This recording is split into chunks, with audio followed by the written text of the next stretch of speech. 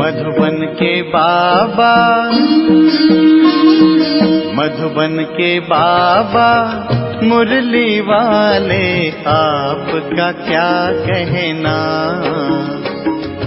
आपका क्या कहना। ओम शांति। आज 22 अगस्त 2025 के साकार मधुर महावाक्य हैं। आज मीठे मीठे बाप दादा बोले, मीठे बच्चे, तुम्हें कौन पढ़ाने आया है? विचार करो तो खुशी में रोमांच खड़े हो जाएंगे। ऊंचे ते ऊंचा बाप पढ़ाते हैं, ऐसी पढ़ाई कभी छोड़नी नहीं है। बाबा ने कहा, मीठे बच्चे, तुम्हें कौन पढ़ाने आया है?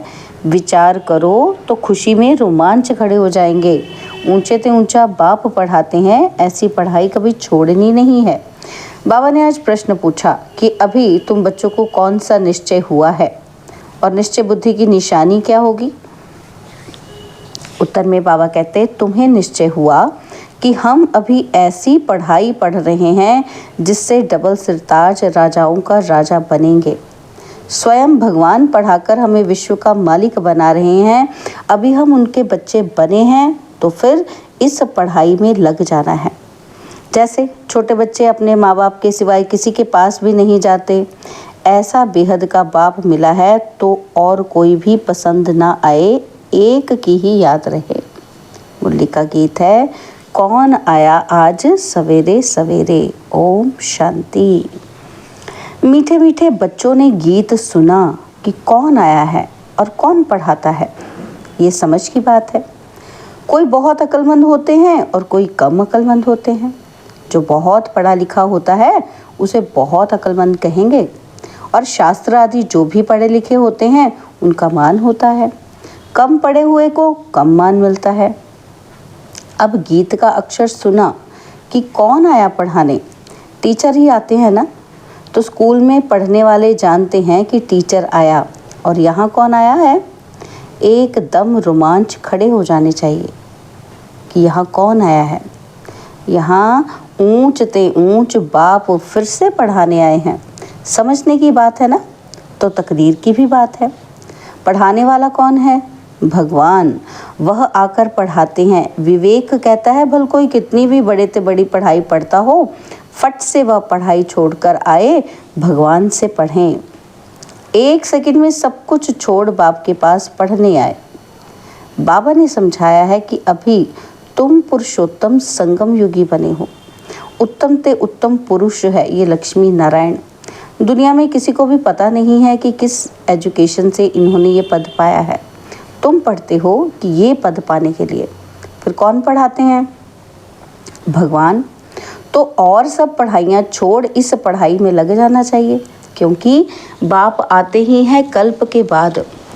बाप कहते हैं कि मैं हर 5000 वर्ष के बाद आता हूँ सम्मुख पढ़ाने। तो वंडर है ना।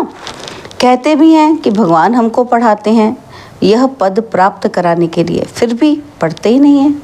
तो बाप कहेंगे ना कि ये सयाना नहीं है। बाप की पढ़ाई पर पूरा ध्यान नहीं देते हैं, बाप को भूल जाते हैं। तुम कहते हो कि बाबा हम भूल जाते हैं, टीचर को भी भूल जाते हैं। ये है माया और माया के तूफान। परंतु पढ़ाई तो पढ़नी चाहिए ना। विवेक कहता है भगवान पढ़ाते हैं तो उस पढ़ाई में एकदम लग जाना चाहिए। छोटे बच्चों को ही पढ़ना होता है।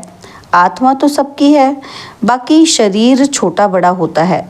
आत्मा कहती है मैं आपका छोटा बच्चा बना हूँ। अच्छा, मेरे बने हो तो अब पढ़ो। दूध पाक तो नहीं हो। पढ़ाई फर्स्ट, इसमें बहुत अटेंशन देना है। और स्टूडेंट फिर आते हैं यहाँ सुप्रीम टीचर के पास। वह पढ़ाने वाले टीचर भी मुकर्रर हैं, तो भी सुप्रीम टीचर तो है ना। 7 रोज़ भट्टी भी गाई हुई है। बाप कहते हैं पवित्र रहो और मुझे याद करो। दैवी गुण धारण किए तो तुम ये बन जाएंगे। बेहद के बाप को याद करना पड़े। छोटे बच्चों को माँ बाप के सिवाय दूसरा कोई उठाते हैं तो उनके पास जाते ही नहीं है। तो तुम भी बेहद के बाप के बने हो तो और कोई को देखना पसंद भी नहीं आएगा। फिर कोई भी हो, तुम जानते हो कि हम ऊंच ते ऊंच बाप के हैं। वह हमको डबल सिरताज राजाओं का राजा बनाते हैं। लाइट का ताज मन मना भव और रतन जड़ित ताज मध्याची भव। निश्चय हो जाता है हम इस पढ़ाई से विश्व का मालिक बनते हैं। 5000 वर्ष के बाद हिस्ट्री रिपीट होती है ना, तुमको राजाई मिलती है, बाकी सब आत्माएं शांति धाम अपने घर चली जाती हैं। अभी तुम बच्चों को मालूम पड़ा है कि असल में हम आत्माएं बाप के साथ अपने घर में रहती हैं। बाप का बनने से अभी तुम स्वर्ग के मालिक बनते हो, फिर बाप को भूल ऑर्फन बन पड़ते हो। भारत इस समय ऑर्फन है। ऑर्फन उनको कहा जाता है जिनको माँ बाप नहीं होते, धक्का खाते रहते हैं। तुमको तो अब बाप मिला है, तुम सारे सृष्टि चक्र को जानते हो, तो खुशी में गदगद होना चाहिए। क्या गदगद होना चाहिए? कि हम बेहद के बाप के बच्चे हैं। परमपिता परमात्मा प्रजापिता ब्रह्मा द्वारा नई सृष्टि ब्राह्मणों की रचते हैं। यह तो बहुत सहज समझने की बात है। तुम्हारे चित्र भी हैं, विराट रूप का चित्र भी बनाया है। 84 जन्मों की कहानी दिखाई है कि हम सो देवता, फिर क्षत्रिय, वैश्य और शूद्र बनते हैं। ये कोई भी मनुष्य नहीं जानते, क्योंकि ब्राह्मण और ब्राह्मणों को पढ़ाने वाले बाप का दोनों का नाम निशान गुम कर दिया है। इंग्लिश में भी तुम लोग अच्छी रीति समझा सकते हो। जो इंग्लिश जानते हैं तो ट्रांसलेशन कर फिर समझाना चाहिए। फादर नॉलेजफुल है, उनको ही ये नॉलेज है कि सृष्टि का चक्र कैसे फिरता है। यह है पढ़ाई। योग को भी बाप की याद कही जाती है, जिसको अंग्रेजी में कम्युनियन कहा जाता है। बाप से कम्युनियन, टीचर से कम्युनियन, गुरु से कम्युनियन, ये है गॉड फादर से कम्युनियन। खुद बाप कहते हैं मुझे याद करो और कोई भी देहधारी को याद नहीं करो। मनुष्य गुरु आदि करते हैं, शास्त्र पढ़ते हैं, एम ऑब्जेक्ट कुछ भी नहीं, सदगति तो होती ही नहीं। बाप तो कहते हैं हम आए हैं सबको वापस ले जाने। अभी तुमको बाप के साथ बुद्धि का योग रखना है तो तुम वहाँ जाए पहुँचेंगे। अच्छी रीति याद करने से विश्व के मालिक बनेंगे। ये लक्ष्मी नारायण पैराडाइज के मालिक थे ना, ये कौन समझाने वाला है? बाप को कहा जाता है नॉलेजफुल। मनुष्य फिर कह देते अंतर्यामी। वास्तव में अंतर्यामी का अक्षर है नहीं। अंदर रहने वाली, निवास करने वाली तो आत्मा है। आत्मा जो काम करती है वह तो सब जानते हैं। सब मनुष्य अंतर्यामी हैं, आत्मा ही सीखती है।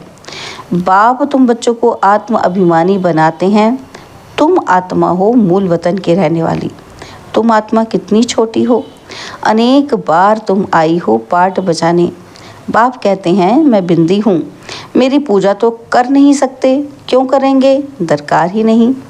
मैं तो आत्माओं को पढ़ाने आता हूँ, तुमको ही रचाई देता हूँ, और फिर रावण राज्य में चले जाते हो तो मुझे ही भूल जाते हो।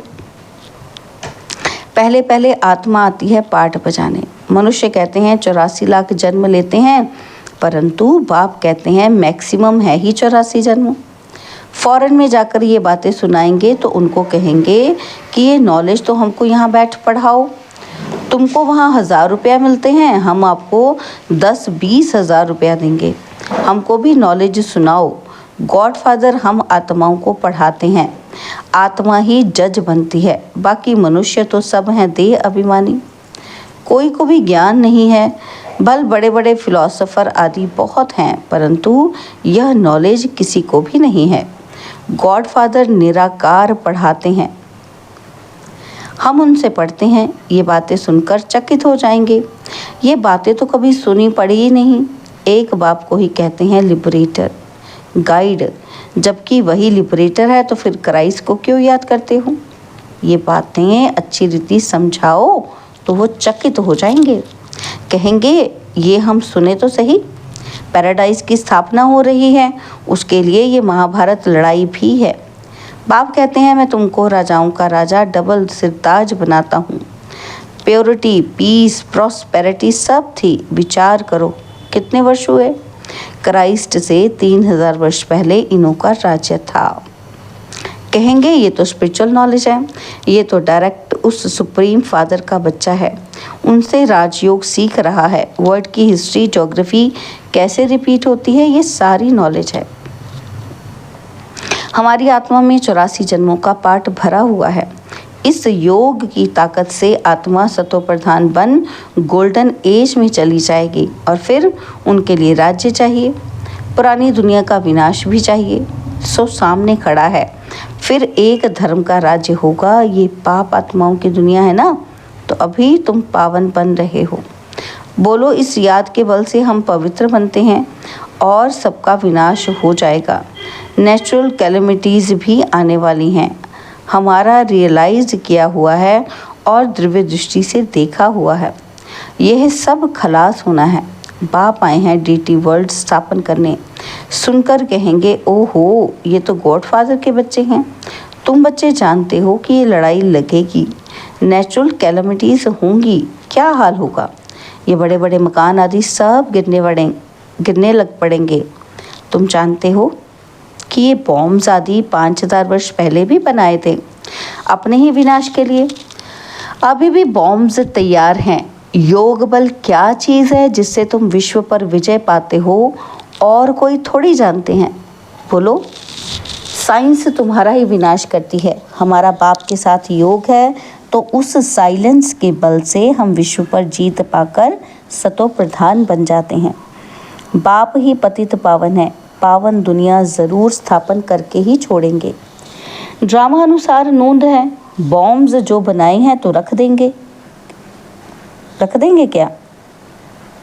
जो बॉम्ब्स बन गए हैं, बाबा कहते वो रख देंगे क्या? ऐसे ऐसे समझाएंगे तो समझेंगे कि ये तो कोई अथॉरिटी है, इनमें गॉड ने आकर प्रवेश किया है। यह भी ड्रामा में नूंद है। ऐसी ऐसी बातें बताते रहेंगे तो वह भी खुश होंगे। आत्मा में कैसे पाठ है, ये भी अनादि बना बनाया ड्रामा है। और फिर अपने समय पर क्राइस्ट आकर तुम्हारा धर्म स्थापन करेंगे। ऐसी अथॉरिटी से बोलेंगे तो वो समझेंगे कि बाप सब बच्चों को बैठ समझाते हैं, तो इस पढ़ाई में बच्चों को लग जाना चाहिए। बाप, टीचर, गुरु तीनों एक ही हैं। वो कैसे नॉलेज देते हैं ये भी तुम समझते हो। सबको पवित्र बनाकर ले जाते हैं। डीटी डिनाइस्टी थी तो पवित्र थे, गॉड गॉडेस थे। बात करने का बड़ा होशियार हो, स्पीड भी अच्छी हो। बोलो, बाकी सब आत्माएं स्वीट होम में रहती हैं, बाप ही ले जाते हैं। सर्व का सदगति दाता वह बाप है, उनका बर्थ प्लेस है भारत। तो ये कितना बड़ा तीर्थ हो गया। तुम जानते हो सबको तमो प्रधान बनना ही है, पुनर्जन्म सबको लेना है, वापस कोई भी जा नहीं सकते। ऐसी ऐसी बातें समझाने से बहुत वंडर खाएंगे। बाबा तो कहते हैं जोड़ी हो तो बहुत अच्छा समझा सकते हैं। भारत में पहले पवित्रता थी, फिर अपवित्र कैसे होते हैं ये भी बता सकते हैं। पूज्य ही पुजारी बन जाते हैं, इम्प्योर बनने से फिर अपनी ही पूजा करने लगते हैं। राजाओं के घर में भी इन देवताओं के चित्र रहते हैं। जो पवित्र डबल सिर ताज थे, उनको बिगर ताज वाले अपवित्र पूजते हैं, वो हो गए पुजारी राजाएं। उनको तो गॉड गॉडेज नहीं कहेंगे, क्योंकि इन देवताओं की पूजा करते हैं। आपे ही पूज्य, आपे ही पुजारी पतित बन जाते हैं, तो रावण राज्य शुरू हो जाता है। इस समय रावण राज्य है। ऐसे ऐसे बैठ समझाएं तो कितना मज़ा कर दिखाएं। गाड़ी के 2 पहिए युगल हों तो बहुत वंडर कर दिखाएं। हम युगल ही फिर से पूज्य बनेंगे। हम प्योरिटी, पीस, प्रॉस्पेरिटी का वर्षा ले रहे हैं। तुम्हारे चित्र भी निकलते रहते हैं। यह है ईश्वरीय परिवार। बाप के बच्चे हैं, पोत्रे और पोत्रियां हैं, बस और कोई संबंध नहीं। नई सृष्टि इनको कही जाती है। और फिर देवी देवता तो थोड़े बनेंगे, और फिर आहिस्ते आहिस्ते वृद्धि होती है। ये नॉलेज कितनी समझने की है। ये बाबा भी धंधे में जैसे नवाब था, कोई बात की परवाह नहीं रहती थी। जब देखा कि ये तो बाप पढ़ाते हैं, विनाश सामने खड़ा है, तो फट से छोड़ दिया। ये ज़रूर समझा कि हमको बादशाही मिलती है तो फिर गदाई क्या करेंगे। तो तुम भी समझते हो कि भगवान पढ़ाते हैं, ये तो पूरी रीति पढ़ना चाहिए ना, उनकी मत पर चलना चाहिए। बाप कहते हैं अपने को आत्मा समझ, बाप को याद करो। बाप को तुम भूल जाते हो, लज्जा नहीं आती? वह नशा ही नहीं चढ़ता है। यहाँ से बहुत अच्छा रिफ्रेश हो जाते हैं और फिर वहाँ सोडा वाटर हो जाते हैं। जब तुम बच्चे पुरुषार्थ करते हो गांव में सर्विस करने का, तो बाबा कहते हैं पहले पहले ये बात बताओ कि आत्माओं का बाप कौन है। भगवान तो निराकार ही है, वही इस पतित दुनिया को पावन बनाएंगे। अच्छा, मीठे मीठे सिकिलते बच्चों प्रति माता पिता बाप दादा का याद, प्यार और गुड मॉर्निंग। रूहानी बाप की रूहानी बच्चों को नमस्ते। हम रूहानी बच्चों की रूहानी बाप दादा जी को दिलवाजान सिकवा प्रेम से नमस्ते। ओम शांति। प्यारे बाबा, मीठे बाबा, मेरे बाबा, शुक्रिया बाबा, शुक्रिया बाबा, शुक्रिया। धारणा के लिए मुख्य सार है। पहला पॉइंट है, स्वयं भगवान सुप्रीम टीचर बनकर पढ़ा रहे हैं, इसलिए अच्छी रीति पढ़ना है, उनकी मत पर चलना है। और सेकंड पॉइंट है, बाप के साथ ऐसा योग रखना है जिससे साइलेंस का बल जमा हो। साइलेंस बल से विश्व पर जीत पानी है, पतित से पावन बनना है। बाबा ने आज वरदान दिया, समय और संकल्पों को सेवा में अर्पण करने वाले विधाता वरदाता भव। समय और संकल्पों को सेवा में अर्पण करने वाले विधाता वरदाता भव। अभी स्व की छोटी छोटी बातों के पीछे, तन के पीछे, मन के पीछे, साधनों के पीछे और संबंध निभाने के पीछे समय और संकल्प लगाने के बजाय बाबा कहते हैं इसे सेवा में अर्पण करो। ये समर्पण समारोह मनाओ। श्वासोश्वास सेवा की लगन हो, सेवा में मगन हो, तो सेवा में लगने से स्व उन्नति की गिफ्ट स्वतः प्राप्त हो जाएगी। विश्व कल्याण में स्व कल्याण समाया हुआ है, इसलिए निरंतर महादानी विधाता और वरदाता बनो। स्लोगन है, अपनी इच्छाओं को कम कर दो तो समस्याएं कम हो जाएंगी। अपनी इच्छाओं को कम कर दो तो समस्याएं कम हो जाएंगी।